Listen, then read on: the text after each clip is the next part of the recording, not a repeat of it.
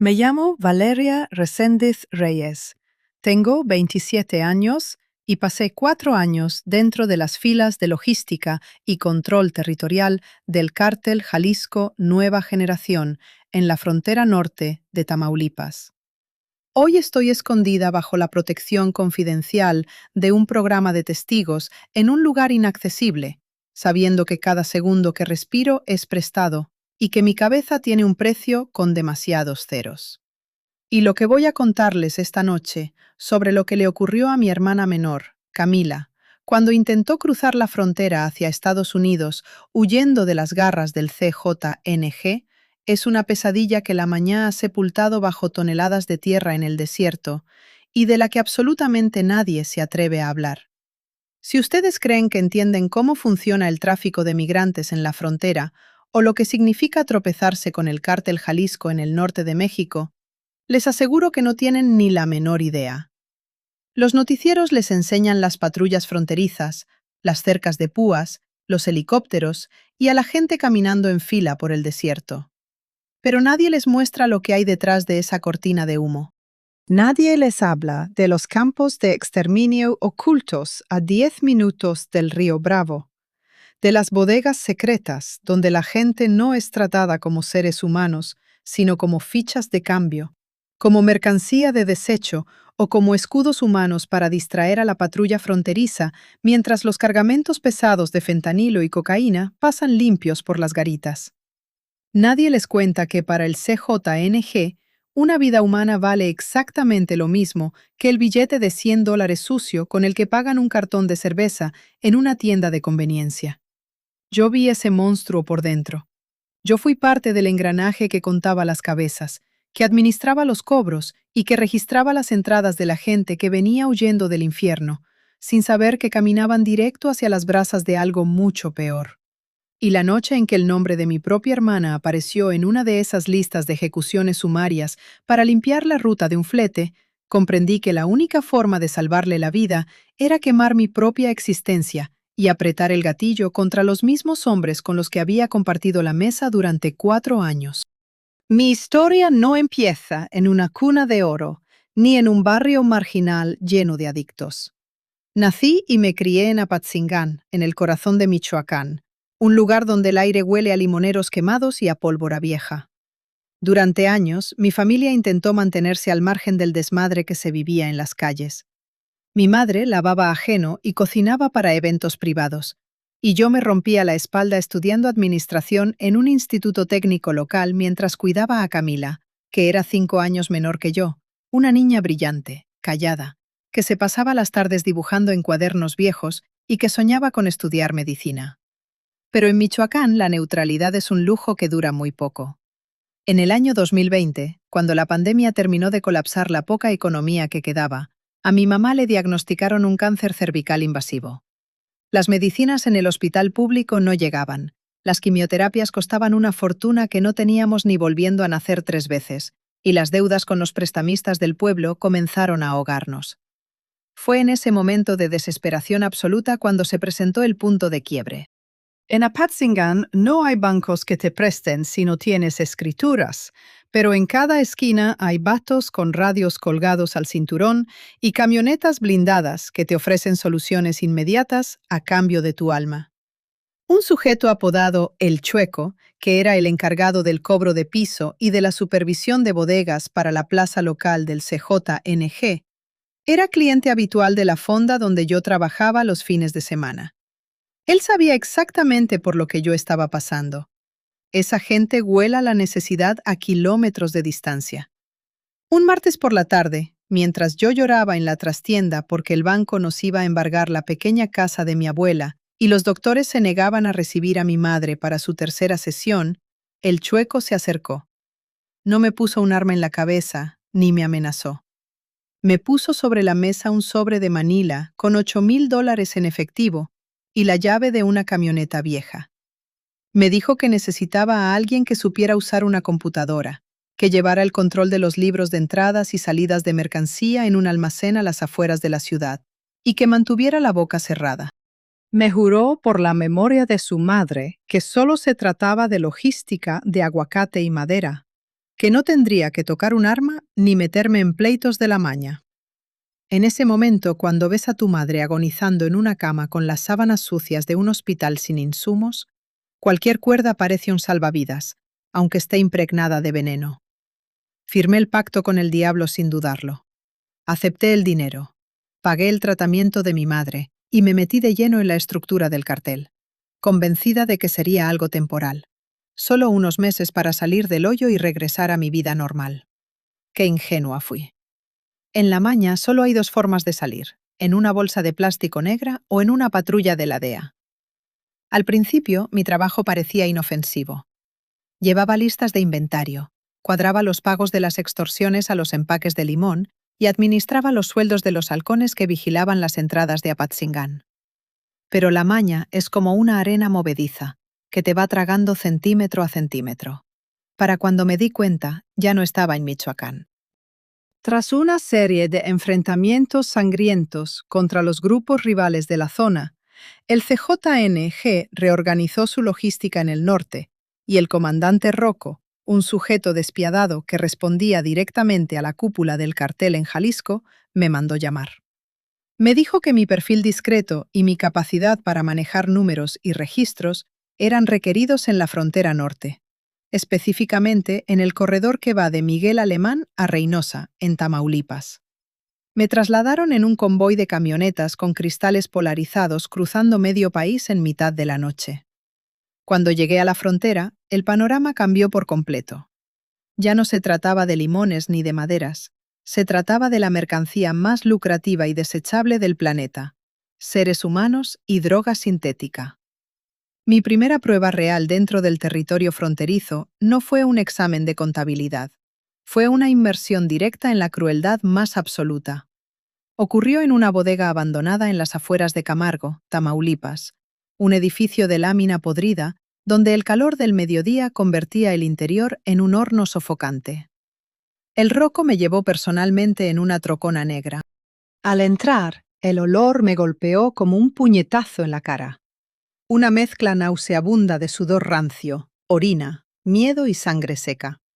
Había más de 80 personas amontonadas en el suelo de concreto, hombres, mujeres y niños, la mayoría centroamericanos y sudamericanos, pero también mexicanos del sur que intentaban escapar de la violencia de sus estados. Todos estaban aterrorizados, con los ojos desorbitados y las manos atadas con cinchos de plástico. Mi trabajo consistía en verificar las listas de pagos de los llamados polleros o coyotes independientes que usaban el territorio controlado por el cartel. Cada persona que ponía un pie en la franja fronteriza debía pagar una cuota de piso de $3,000 al CJNG, solo por el derecho a respirar ese aire, y tocar la orilla del río Bravo. Los que pagaban recibían un brazalete de plástico de un color específico que indicaba que su viaje estaba patrocinado. Los que no tenían el dinero completo o cuyos coyotes los habían traicionado pasaban a una categoría diferente: secuestrados. Ese día, el Rocco caminó entre las filas de gente y se detuvo frente a un muchacho hondureño que no tendría más de 20 años. El chico temblaba descontroladamente y suplicaba que su familia en Virginia ya estaba reuniendo el dinero, que solo necesitaban 2 días más. El Rocco sacó una escuadra cromada calibre 45 del cinto. Me miró fijamente y me dijo: «A ver, contadora, aquí no venimos a hacer caridad ni a administrar un albergue. Si la gente no paga en tiempo y forma, la contabilidad se descuadra. Agarra el fierro y ponle un plomazo en la pierna para que los demás entiendan que el tiempo de espera cuesta dinero». Me quedé paralizada, con el estómago hecho un nudo y la garganta seca como el esparto. Sentí que las piernas me temblaban. El Rocco se me acercó por detrás, me pegó el cañón helado de otra pistola en la nuca y me susurró al oído con una voz tan helada que me erizó la piel: «Aquí o te afinas o te afianzas al suelo, ¿vale? O le tiras al perro o te pongo a ti al lado de él para que les hagas compañía. Escoge rapidito, que la tarde se nos va». El pánico me cegó. Agarré el arma pesada con las 2 manos, apreté los ojos y jalé el gatillo. El estruendo dentro del galerón de lámina fue ensordecedor. El muchacho soltó un alarido desgarrador. mientras la sangre brotaba a chorros de su muslo y manchaba el suelo de tierra. Todos en la bodega comenzaron a llorar y a rezar en voz baja.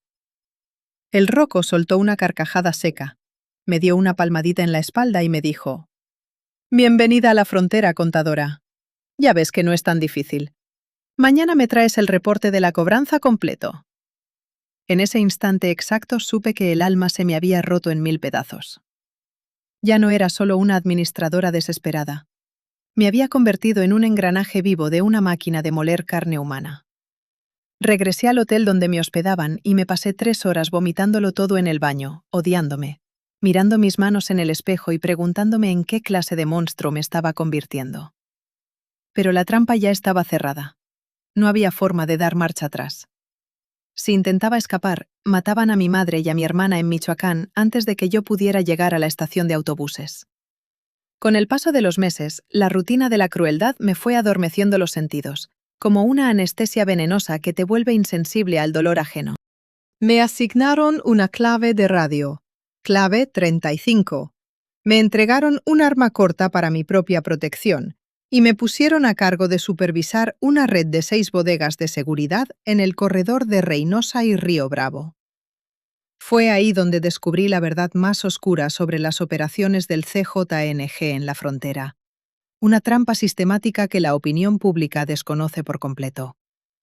La gente cree que los carteles son simplemente intermediarios que cobran peaje a los traficantes de personas. La realidad es infinitamente más perversa. El cartel controla absolutamente toda la cadena. Cuando un grupo de migrantes llega a la frontera, no importa si pagaron miles de dólares a un coyote de confianza. En el momento en que pisan el territorio del CJNG, pasan a ser propiedad exclusiva de la maña. El cartel utiliza a los migrantes como piezas de ajedrez en una guerra táctica contra las autoridades estadounidenses y contra los grupos rivales.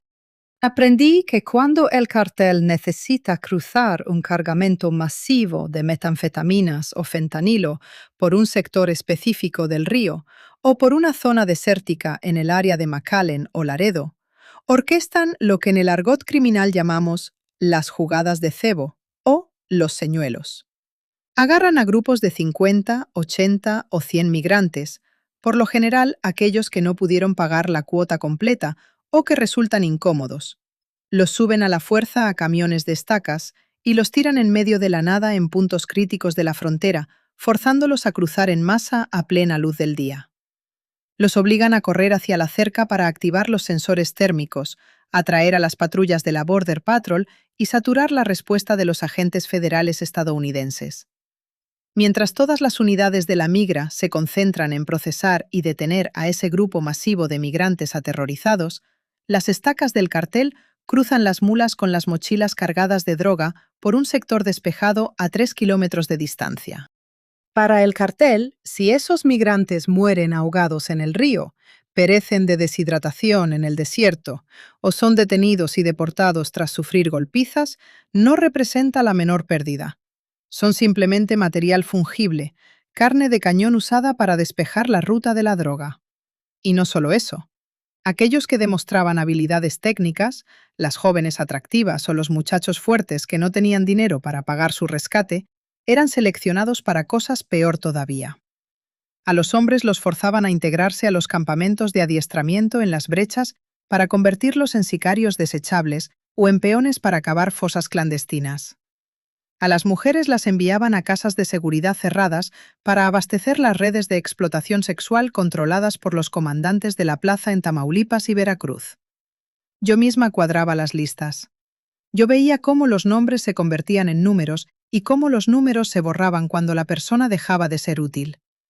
Me convertí en una sombra calculadora, fría, que vestía chaleco táctico bajo la ropa civil, hablaba en claves por los radios Matra y caminaba entre pistoleros veteranos sin levantar la mirada. Me autoconvencí de que mientras yo cumpliera mi trabajo al pie de la letra y no me metiera en problemas, mi familia en Michoacán estaría a salvo. Mi madre seguía recibiendo su tratamiento y Camila estaba a punto de terminar la preparatoria, manteniéndose completamente ajena al fango en el que su hermana mayor estaba sumergida hasta el cuello. Pero el destino en este negocio siempre se encarga de cobrar las deudas con intereses de sangre. A finales de 2022, mi madre falleció a causa de una complicación cardíaca derivada del daño acumulado por las terapias. El único lazo limpio y real que me quedaba en el mundo era Camila. Tras el entierro de mi madre, al cual solo pude asistir 2 horas bajo la estricta vigilancia de 2 sicarios armados que el Rocco envió para asegurarse de que no me fugara, intenté por todos los medios alejar a Camila de Apatzingán. Le enviaba dinero a escondidas para que se fuera a Guadalajara a vivir con una tía lejana, pidiéndole que nunca me buscara, que no me llamara por teléfono y que hiciera de cuenta que su hermana mayor había muerto. Sin embargo, Apatzingán se había convertido en un infierno invivible. La plaza se descontroló por una disputa territorial entre el CJNG y los grupos locales de Viagras y Caballeros Templarios. Las balaceras eran cosa de todos los días. El cobro de piso quemaba negocios en cada calle, y las jóvenes estaban siendo levantadas de sus casas por los comandantes locales para llevárselas a las fincas de los patrones. El comandante Rocco, que viajaba constantemente entre Tamaulipas y Michoacán para supervisar el flujo de armas y dinero, pasó por Apatzingán durante una reestructuración de la plaza. Una tarde de noviembre, mientras revisaba unos locales comerciales que el cartel pensaba despojar, vio a Camila saliendo de una papelería. Mi hermana tenía 19 años. Era una muchacha hermosa, con el rostro limpio y la misma mirada noble de nuestra madre. El Rocco, un criminal de 45 años con un historial de atrocidades e impulsos sádicos que haría temblar al demonio, quedó obsesionado. No dijo nada en ese momento. Pero 2 días después, cuando regresamos a la base en Reynosa, me llamó a su oficina privada en una finca de seguridad rodeada de murallas altas y cámaras de vigilancia. El Rocco estaba sentado tras un escritorio de caoba, limpiando las piezas de un fusil de asalto AR-15.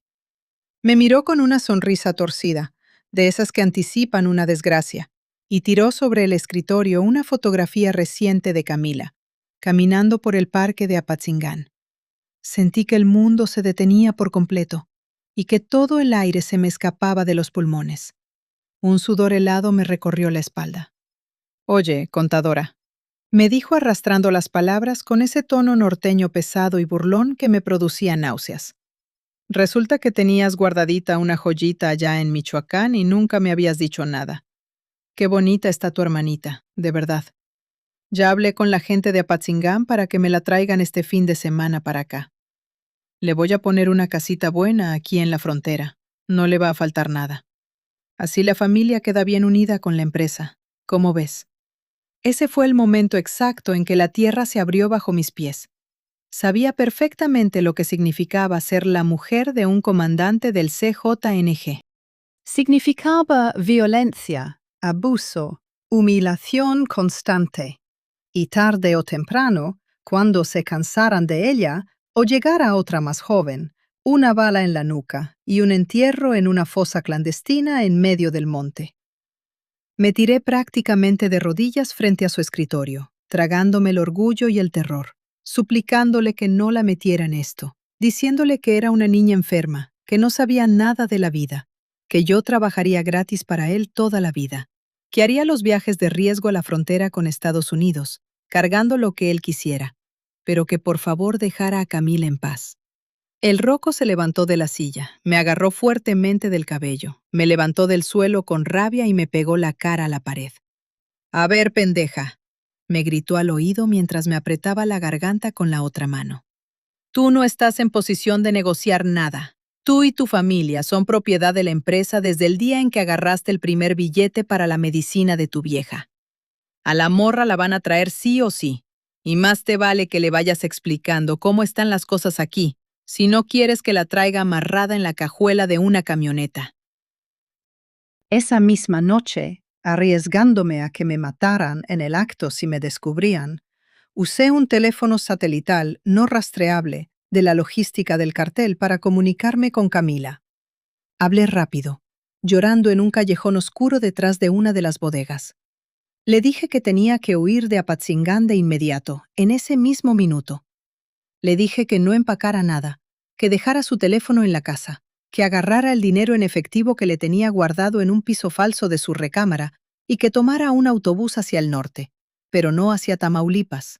Le di el contacto de un pollero independiente, un anciano de Sonora al que yo le había hecho un favor meses atrás cobrándole una cuota menor, quien me prometió que por $5,000 la cruzaría de manera discreta hacia Arizona por el desierto de Sasabe. Camila estaba aterrorizada. Lloraba por el auricular sin entender del todo la magnitud del peligro, pero prometió hacer exactamente lo que le dije. Lo que ni Camila ni yo sabíamos era que la red de inteligencia e interceptación del CJNG en el norte del país era mucho más vasta y sofocante de lo que yo misma calculaba. El pollero de Sonora, presionado por las deudas y amenazado de muerte por los mandos locales del cartel en el corredor occidental, terminó vendiendo la información de los grupos de migrantes que intentaban moverse de manera independiente sin pagar el peaje, directo al CJNG. Camila logró salir de Michoacán y abordar un autobús hacia el norte, pero al llegar a la terminal de transbordo en Saltillo, Coahuila, la ruta de los coyotes fue interceptada por un grupo de choque de la maña. Los vatos del cartel revisaron los camiones uno por uno, identificaron a la gente que no traía el brazalete de autorización firmado por las dependencias del CJNG y los levantaron a todos en 3 camionetas cerradas. 3 días después, yo estaba en la central de monitoreo y logística en Camargo, procesando las listas de personas capturadas en los barridos territoriales de Coahuila y el norte de Nuevo León. El cartel solía trasladar a los migrantes capturados en otras regiones hacia la zona de Tamaulipas para concentrarlos en las bodegas de la muerte antes de los cruces masivos de distracción. Yo estaba sentada frente a la pantalla de la computadora, pasando la lectura de los códigos de las hojas de registro que traían los matones de la plaza. De repente, mis ojos se congelaron en un renglón. Ahí estaba el nombre completo, escrito con pluma azul sobre un papel arrugado y manchado de grasa. Camila Reséndiz Reyes, 19 años, procedente de Michoacán, Estado, retenida en bodega 4 Bravo, Río Bravo. Clasificación: desechable / grupo de cebo nocturno. Un escalofrío helado me recorrió todo el cuerpo y el corazón me dio un vuelco brutal. Sentí que el suelo se desvanecía. Mi hermana pequeña, la niña bonita a la que le prometí proteger en la tumba de mi madre, no solo había sido capturada por la misma organización para la que yo trabajaba, sino que estaba en la lista de los desechables, programados para esa misma noche. Esa noche, el cartel tenía planificado el cruce de un flete masivo de más de 200 kilos de fentanilo en pastillas por el área de la playa Bagdad y las brechas cercanas a Matamoros. Para garantizar que las patrullas terrestres y los helicópteros de la Guardia Costera y la Border Patrol estadounidense estuvieran completamente ocupados, el comandante Rocco había ordenado enviar un cebo humano de más de 60 migrantes. Los iban a obligar a tirarse al río Bravo en un sector de vegetación densa y corrientes peligrosas a las 3 de la mañana, sabiendo perfectamente que la mayoría no sabía nadar y que la respuesta de rescate de los agentes de Estados Unidos congelaría todos los radares del sector durante horas. Nadie sabía en esa bodega que Camila era mi hermana. Para los matones y los mandos intermedios, ella era simplemente una morra más levantada en la carretera, un número en la lista de los que no tenían padrino ni dinero suficiente para pagar el rescate. Miré el reloj en la pared de la oficina. Eran las 10:30 de la noche. El cruce del cebo estaba programado para las 2:30 de la madrugada. Me quedaban exactamente 4 horas antes de que mi hermana fuera empujada a punta de ráfagas de AK-47 hacia las aguas oscuras y mortales del río Bravo o acribillada por las patrullas fronterizas si intentaba correr por la orilla. Ahí, en esa oficina infectada de olor a cigarro, pólvora y radios encendidos, alcancé la verdadera punto de no retorno. Durante 4 años había sido una cobarde. Había mirado hacia otro lado mientras miles de familias sufrían. Había cerrado los ojos ante los gritos de inocentes. Había justificado mi complicidad diciendo que lo hacía por supervivencia. Pero cuando el monstruo al que alimentas abre las fauces para tragarse a tu propia sangre, toda la cobardía se transforma en una furia ciega, suicida y desesperada. Supe que esa noche mi vida dentro del cartel había terminado. No había margen para negociar. No había espacio para pedir favores. La única opción era matar o morir. Sacar a mi hermana de ese infierno o quedar sepultada junto a ella en las brechas de Tamaulipas. Me levanté de la mesa de trabajo tratando de mantener la compostura para no levantar la menor sospecha entre los 3 sicarios que vigilaban el puesto de mando. Caminé hacia el armero de la base, donde se guardaban los equipos tácticos y el armamento de reserva. Por mi cargo de logística, tenía acceso libre a las llaves de los depósitos. Me equipé en silencio. Me puse un chaleco antibalas ligero debajo de mi chamarra negra. Cargué mi pistola Glock 19 de 9 milímetros con 3 cargadores adicionales y agarré una escopeta táctica calibre 12 con cartuchos de alto impacto que estaba guardada en un casillero secundario. Además, agarré las llaves de una camioneta Ford F-150 blindada, lo que en la mañana llaman un blindaje artesanal nivel 5, que estaba estacionada en el patio trasero lista para patrullajes de respuesta rápida. Subí a la camioneta y encendí el radio en la frecuencia operativa del sector Río Bravo. Salí de la base a toda velocidad, haciendo rechinar las llantas sobre el pavimento mojado por una llovizna fría que comenzaba a caer sobre la frontera. Durante el trayecto de 20 minutos hacia la bodega 4 Bravo, los radios no paraban de sonar con la jerga nefasta del cartel. Aquí Comando 1, reportando ruta despejada en brecha 14. Ya tenemos a los chavalos encajonados en los camiones. En cuanto dé la orden el patrón, los aventamos al agua. Cambio. Apreté las manos contra el volante con tanta fuerza que las coyunturas se me pusieron blancas. Rezaba en silencio a una virgencita en la que ya no creía, pidiéndole solo 30 minutos, solo el tiempo suficiente para llegar antes de que los camiones arrancaran. Llegué a la bodega 4 Bravo a las 11:03 de la noche. El lugar era una estructura gigantesca de concreto y lámina, rodeada de maleza alta, terracería y 2 cercas de malla de ciclón con alambre de púas. En la entrada principal había 2 sicarios jóvenes, 2 estacas, armados con fusiles cuerno de chivo, fumando marihuana debajo de un tejado de lámina. Reconocí a uno de ellos, un muchacho apodado El Teto, de no más de 21 años, un tipo desalmado que presumía de haber decapitado a rivales en Guanajuato.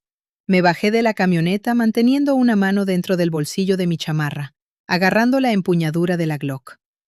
«¿Qué onda, contadora? ¿Qué anda haciendo por estos rumbos a esta hora?», me preguntó el Teto, tirando el humo del cigarro hacia mi cara y apoyando descuidadamente su fusil contra la pared. El patrón Rocco dijo que nadie venía a revisar el paquete del cebo, que ya todo estaba arreglado para el flete de las 2. «El patrón cambió la orden por radio, Teto», le dije con una voz absurdamente fría y firme, sorprendiéndome a mí misma de la capacidad de mentir que me había heredado la maña. Hubo una fuga de información en la garita. Vienen 2 camionetas de la Guardia Nacional haciendo recorrido por la brecha vieja. Hay que mover a 4 mujeres clave de este grupo hacia la base central de Camargo antes de que se arme el topón. Vienen en la lista de inspección prioritaria. El Teto me miró con desconfianza, entornando los ojos. Sacó su radio del chaleco para verificar la orden con la central. «A mí no me avisaron nada por la clave 10, contadora. Déjame le marco al comandante a ver qué p». No le dejé terminar la frase. Antes de que pudiera apretar el botón del radio o levantar su fusil, saqué la Glock del bolsillo, la pegué a su pecho y apreté el gatillo 2 veces a quemarropa. El sonido de los disparos retumbó en la noche húmeda como 2 latigazos. El Teto cayó de espaldas contra la tierra, echando sangre por la boca con los ojos abiertos de par en par. El otro guardia, sorprendido en medio de la niebla y la llovizna, intentó levantar su arma, pero me giré rápidamente y le disparé 3 veces al torso. El sujeto se desplomó sobre la grava soltando un gemido ahogado. El pánico interior explotó en mi pecho, pero la adrenalina me mantenía moviéndome como un autómata. Le quité las llaves del candado principal al cuerpo de El Teto.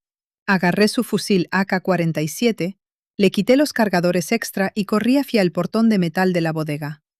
Quité la cadena gruesa con manos temblorosas y empujé la puerta pesada de lámina. El chillido del metal al abrirse resonó en todo el galpón. Dentro de la bodega, bajo la luz tenue de 2 focos amarillos colgados del techo, Había más de 60 personas amontonadas en el suelo. Al oír los disparos, el lugar era un caos de sollozos, rezos y gritos de terror. La gente se encogía contra las paredes creyendo que había llegado el escuadrón de la muerte para ejecutarlos a todos.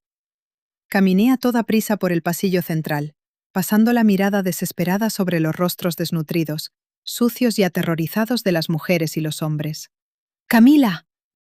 ¡Camila!, empecé a gritar a todo pulmón, olvidándome de las claves, de la disciplina criminal y de todo. ¡Camila! ¡Soy Valeria! ¿Dónde estás? Desde el fondo del almacén, detrás de unas tarimas de madera podridas, una figura pequeña se levantó tambaleándose. Tenía la ropa sucia, el pelo enmarañado y los labios partidos, pero era ella. Sus ojos oscuros se encontraron con los míos. «Vale, vale, por favor», gritó mi hermana quebrándose en un llanto desgarrador. Corrí hacia ella, saltando sobre las cajas, y la abracé con una fuerza desesperada, sintiendo su cuerpo delgado temblar violentamente contra mi chaleco táctico. «Aquí estoy, mi amor, aquí estoy», le susurré al oído, besándole la cabeza mientras mis propias lágrimas se mezclaban con el sudor y la mugre de su rostro. «Tranquila, no voy a dejar que te hagan nada. Nos vamos de aquí ya mismo». Pero la libertad no era tan sencilla. Mientras intentaba cortar los cinchos de plástico de las muñecas de Camila con mi navaja táctica, los radios de los sicarios muertos en la entrada comenzaron a sonar descontroladamente con alaridos de histeria. «Atención a todas las unidades. Atención a todas las unidades. La contadora traicionó a la empresa. Mató al teto en la bodega 4. Trae la camioneta blindada. ¿Se la llevan viva o muerta? Repito, traigan a la perra y a la morra vivas para destazarlas o maten a las dos ahí mismo». El Rocco ya sabía lo que estaba pasando. El tiempo se nos había agotado por completo. Sabía que en menos de 5 minutos las brechas que rodeaban la bodega estarían infestadas de camionetas monstruo, con matones armados hasta los dientes para cerrarnos todos los pasos hacia la carretera y hacia el río. Miré a la gente hacinada en el lugar. Había 2 muchachas jóvenes de Guatemala que estaban atadas al lado de Camila, mirándome con ojos suplicantes, llorando en silencio. No pude dejarlas ahí para que las masacraran los matones que venían en camino. «¡Córtenles los cinchos a todos!», le grité a un muchacho hondureño que parecía más entero que los demás, tirándole la navaja al suelo. «Abran el portón trasero y corran hacia la brecha del norte. Desparrámense por el monte y no se detengan por nada del mundo hasta llegar al pueblo». Agarré a Camila de la mano, junto a las 2 chicas guatemaltecas, y las arrastré a toda prisa hacia la camioneta blindada estacionada en la entrada. Las subí al asiento trasero y les ordené que se agacharan en el piso del vehículo. Me tiré al asiento del conductor, metí la llave, encendí el motor V8 de la Ford F-150 y puse la marcha. Apenas cruzamos el portón exterior de la bodega, vi a lo lejos, en medio de la noche y la llovizna, las luces altas de 4 camionetas blindadas del CJNG que venían volando por la brecha de terracería, levantando nubes de lodo y abriendo fuego en marcha. Los proyectiles de fusil de asalto comenzaron a impactar contra el blindaje de mi camioneta con un sonido ensordecedor, similar al golpe de martillos gigantes contra el metal. Clang, clang, clang. Los cristales blindados se agrietaron en forma de telaraña blanca, pero aguantaron los impactos. Apreté el acelerador a fondo, sintiendo el rugido del motor, y enfundé la camioneta directamente contra la primera patrulla del cartel que intentaba cerrarme el paso. El choque fue brutal.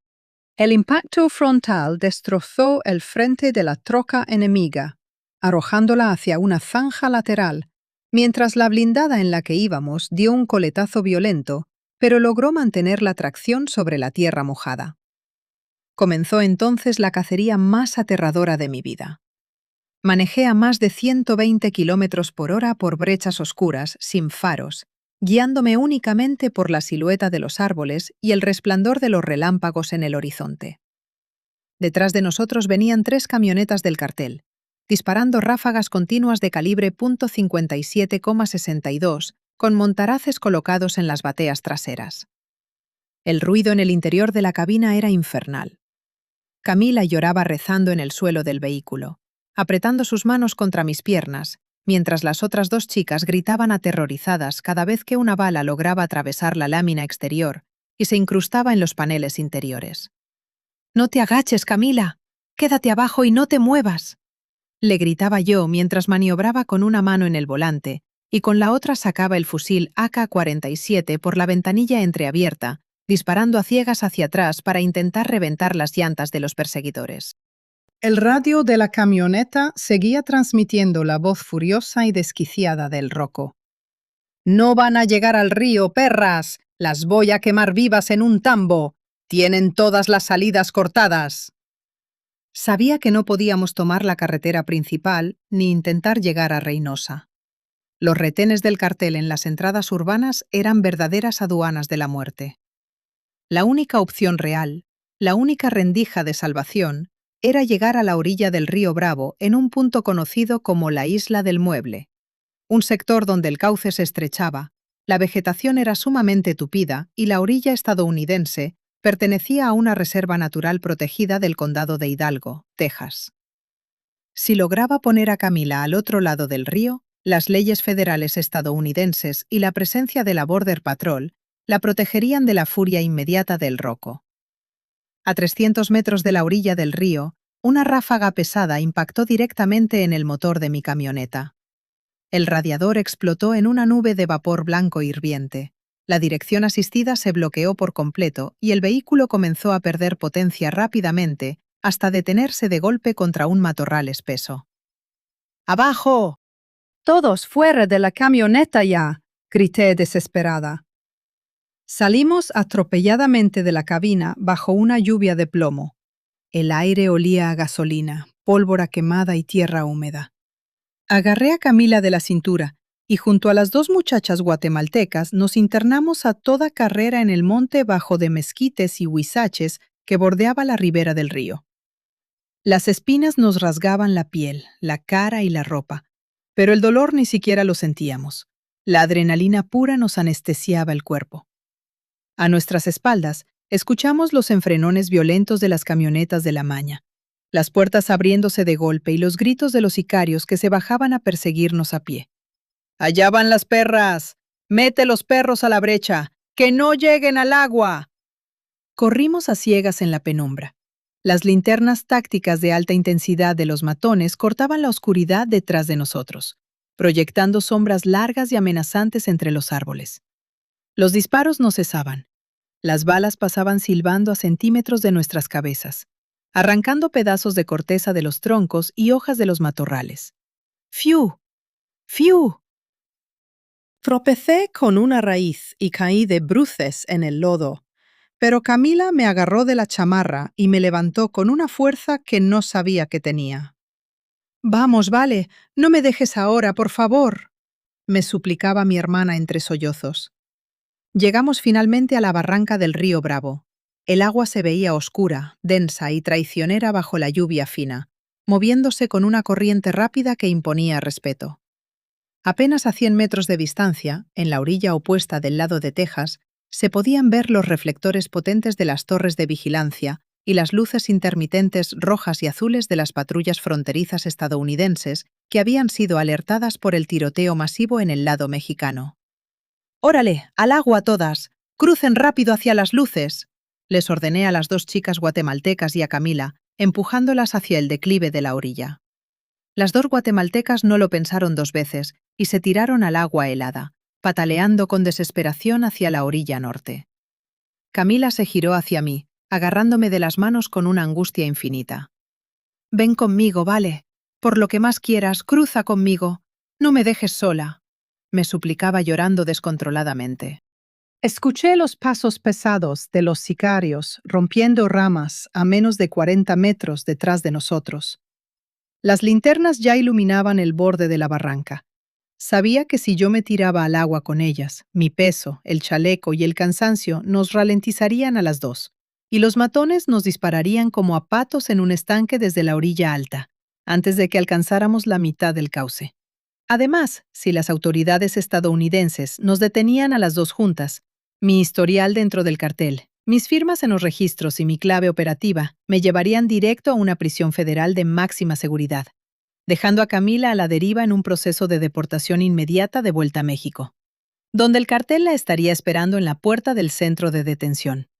No puedo ir contigo, Camila, le dije mirándola a los ojos con la decisión más dolorosa de toda mi vida, mientras me quitaba una cadena con una medalla de la Virgen de Guadalupe que había sido de nuestra madre y se la ponía en el cuello. Si voy contigo, nos matan a las dos, o te deportan conmigo a la tumba. Tú tienes que cruzar, tienes que estudiar, tienes que ser la doctora que mamá quería que fueras. Tienes que vivir por las dos. No, vale, no te voy a dejar aquí. ¿Nos vamos juntas o no me voy?, gritó mi hermana intentando sujetarse de mi chamarra. Te vas ahora mismo o me pego un tiro aquí enfrente de ti, le grité con una dureza falsa que me desgarró el corazón por dentro, apuntándome con la Glock a la cabeza para forzarla a reaccionar. «Corre, Camila, cruza el río y no mires atrás nunca. Hazlo por mamá». El impacto de mis palabras la sacudió. Me miró con una mezcla de horror, amor y dolor indescriptible. Se dio la vuelta, bajó la barranca resbalando sobre el lodo y se arrojó a las aguas oscuras del río Bravo. En ese instante me di la vuelta hacia la brecha, me parapeté detrás de un sauce viejo y abrí fuego con el fusil AK-47 contra los 3 primeros sicarios que emergieron de la maleza. El intercambio de disparos fue encarnizado. Logré tumbar a uno de los atacantes y hacer que los otros 2 se tiraran al suelo a buscar cobertura, dándole a Camila y a las otras chicas los segundos críticos que necesitaban para cruzar la parte más profunda del cauce. Desde mi posición, entre el estruendo de las ráfagas y el humo de la pólvora, vi cómo Camila alcanzaba la orilla estadounidense. Vi a 3 agentes de la Border Patrol bajar corriendo por la ribera tejana con linternas potentes, sacando a mi hermana del agua, envolviéndola en una manta térmica y cubriéndola tras los vehículos blindados estadounidenses, mientras los disparos desde el lado mexicano continuaban. Mi hermana estaba a salvo.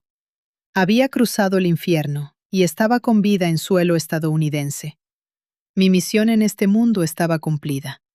Cuando me quedé sin cargadores para el fusil y solo me quedaban 3 tiros en la Glock, no esperé a que los matones del Rocco me agarraran viva. Sabía perfectamente lo que le hacían a los traidores.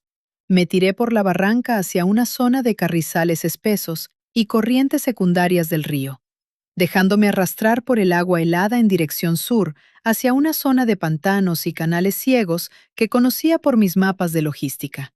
Pasé 4 horas flotando en el agua helada, aguantando la respiración bajo los matojos, cada vez que las camionetas del cartel pasaban por los caminos ribereños, usando reflectores para buscar mi cuerpo. La hipotermia casi me mata. El dolor de los raspones y los golpes me quemaba los músculos, pero la certeza de que mi hermana estaba viva me mantenía el corazón latiendo. Al amanecer, logré salir del río en un sector desolado cerca de las salineras. Caminé durante 2 días por brechas perdidas, ocultándome de día en alcantarillas abandonadas y moviéndome de noche como un fantasma, comiendo hierbas y bebiendo agua de lluvia.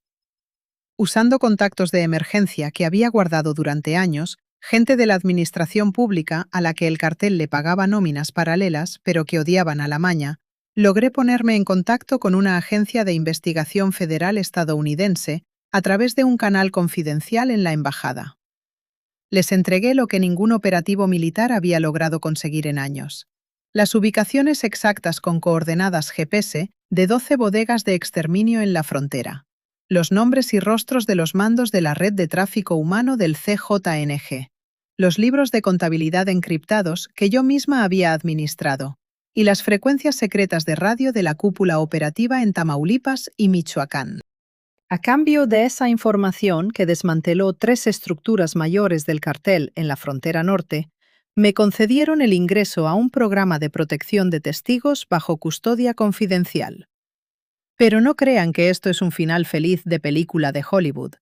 No hay trofeos ni sonrisas al final de este camino. Hoy vivo encerrada en un cuarto pequeño de paredes blancas, en una ciudad cuyo nombre no puedo pronunciar ni en sueños. Cambio de domicilio cada 3 meses.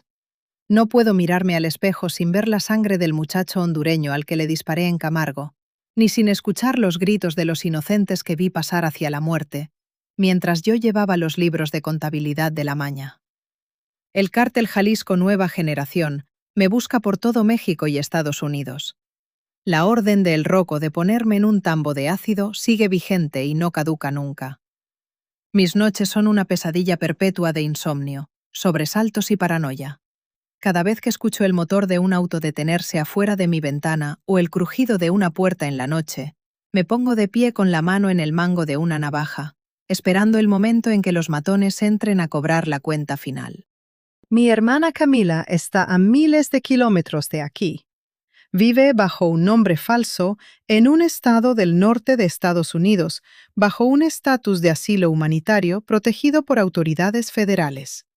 No puedo llamarla. No puedo mandarle una carta. No puedo ver una sola foto de su rostro actual. La última vez que la vi fue esa noche terrible, sumergida en las aguas turbias del río Bravo, mirándome con lágrimas en los ojos mientras los proyectiles cortaban el aire sobre nuestras cabezas. Sé que está viva, sé que está estudiando y que está lejos del alcance de las garras del cartel. Y ese único pensamiento es el pilar que me mantiene cuerda en medio de esta soledad de ultratumba. A ustedes que están viendo este video esta noche desde la comodidad de sus casas en México, en Colombia, en Guatemala, en Honduras o en cualquier rincón de Latinoamérica, quiero decirles algo mirándolos fijamente a los ojos. A los muchachos jóvenes que están fascinados con las series de narcos, que escuchan los corridos tumbados y piensan que meterse a la maña es un camino rápido hacia el dinero, las camionetas del año, las mujeres y el respeto, les están vendiendo una mentira podrida y asesina. En el cartel no hay honor, no hay lealtad, no hay familia y no hay amigos. Para los patrones, ustedes son simplemente carne podrida, piezas reemplazables que van a terminar quemadas en un tambo de lámina o podridas en una fosa clandestina antes de cumplir los 25 años, mientras los jefes se llenan los bolsillos con el sufrimiento de sus familias. Y a aquellos que están pensando en emprender el viaje hacia Estados Unidos, pagándole miles de dólares a los coyotes vinculados a las estructuras de las 4 letras o de cualquier otro grupo criminal, entiendan esto de una vez por todas. La frontera no es una puerta hacia el sueño americano, es una mina de oro para el crimen organizado, donde la vida humana no vale absolutamente nada. El CJNG no los va a cruzar por amabilidad, ni por el dinero que les pagaron. Los van a usar como escudos humanos, como mercancía de chantaje o como cebos desechables para cuidar sus cargamentos de veneno. Si huyen de la violencia de sus pueblos, no busquen el camino de las brechas controladas por el narco, porque estarán caminando directo hacia la garganta del mismo monstruo del que intentan escapar. Esta es mi verdad. Esta es la confesión de una mujer que vendió su alma por desesperación, que caminó por el infierno vestido de verde oliva y camuflaje táctico, y que tuvo que mancharse las manos de sangre para lograr que su hermana pequeña tuviera el derecho de seguir respirando. Sé perfectamente que mi tiempo se está agotando, y que tarde o temprano la sombra de la maña me va a alcanzar donde sea que me esconda. Pero si este testimonio sirve para que al menos una muchacha no caiga en las redes de los comandantes, o para que un joven tire el radio y se aleje de la brecha antes de que sea demasiado tarde, entonces los días que me quedan de esta vida prestada habrán valido la pena.